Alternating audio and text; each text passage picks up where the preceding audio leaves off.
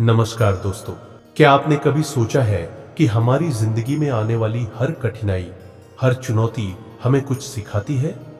और अगर हम सही दिशा में मेहनत करें तो वही कठिनाई हमारे लिए सफलता का रास्ता खोल सकती है। आज हम एक ऐसी कहानी शेयर करने जा रहे हैं जो आपकी सोच और जीवन को पूरी तरह बदल देगी। तो चलिए शुरू करते हैं गुरु की अनमोल सीख। एक बार एक गुरु अपने शिष्य के साथ कहीं जा रहे थे। चलते चलते अचानक उन्हें प्यास लगी और वे एक छोटे से गांव के पास रुक गए। वहां एक खेत था जिसमें कोई फसल नहीं थी। गुरु और शिष्य ने सोचा, क्यों ना वहां किसी से पानी लिया जाए। गुरु और शिष्य उस घर में गए। घर में एक व्यक्ति अपनी पत्नी और बच्चों के साथ रहते थे। सबके कपड़े पुराने और फटे हुए थे, लेकिन उन सभी के चेहरे पर संतोष था। गुरु ने उनसे पूछा, आपका खेत बहुत अच्छा है, लेकिन इसमें फसल क्यों नहीं बोई?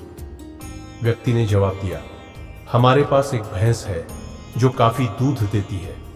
दूध बेचकर हम अपना गुजारा कर लेते हैं, तो फिर खेती क्यों करें? गुरु ने एक और सवाल किया, क्या हम यहाँ रात बिता सकते हैं? व्यक्ति ने कहा, जी हाँ, आप यहाँ रुक सकते हैं। रात को आधी रात के समय गुरु ने शिष्य से कहा, उठो, हम यहाँ से अभी निकलते हैं। शिष्य ने हैरान होकर पूछा, गुरुजी? गुरु ने कहा, हम उस आदमी की भैंस को पहाड़ से गिराकर मार देंगे। शिष्य को बहुत बुरा लगा, लेकिन उसने गुरु की बात मानी। वे दोनों रातों रात वह काम करके वहां से चले। 10 साल बाद शिष्य अपनी शिक्षा पूरी कर चुका था और उसने सोचा कि उसे अपनी गलती सुधारनी चाहिए। वह वापस उसी गांव में गया और देखा कि वहां के खेतों में बहुत सारी फसलें लहलहा रही थी और एक बड़ा घर भी बन चुका था।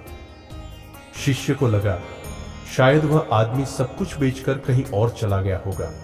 तभी एक कार आकर रुकती है और उसी आदमी से शिष्य मिलता है। शिष्य कहता है, आपने मुझे पहचाना? मैं वह शिष्य हूं जो 10 साल पहले आपसे मिला था। व्यक्ति हंसते हुए कहता है, हाँ, उस दिन को मैं कैसे भूल सकता हूं? शिष्य हैरान होकर पूछता है, आप तो बहुत गरीब थे, फिर आप इतने अमीर कैसे बन गए? व्यक्ति मुस्कुराकर जवाब देता है, उस दिन मेरी भैंस मर गई। पहले तो मैं बहुत दुखी हुआ, लेकिन फिर मैंने सोचा, जीवन जीने के लिए कुछ तो करना ही पड़ेगा। मैंने लकड़ियां काटकर बेचना शुरू किया, फिर उस पैसे से खेती की शुरुआत की। धीरे धीरे फसलें उगने लगीं और अब मैं इस इलाके में फलों का सबसे बड़ा व्यापारी हूं।